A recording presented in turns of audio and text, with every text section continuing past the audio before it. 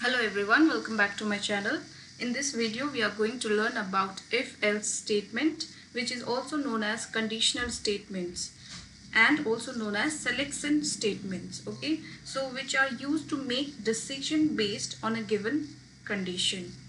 So if the condition evaluates to true, a set of statement will be executed. Otherwise, another set of statements is executed. Okay, it's similar with conditional operator.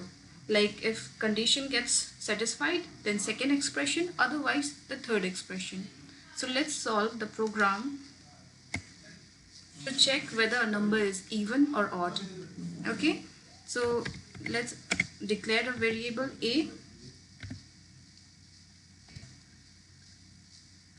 Now using if condition, if a modulus 2 is equals to 0, okay,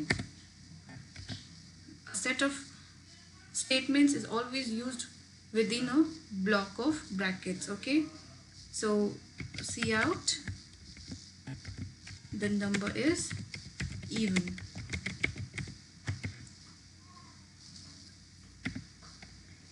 And another set will be else 1, else Cout the number is odd. Let's give one more statement to enter the number.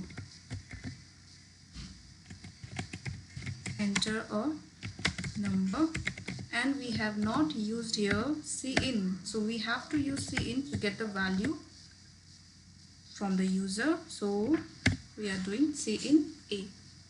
So let's run. Enter a number, suppose 7, the number is odd. So next time if you give an even number, you will get the output as even.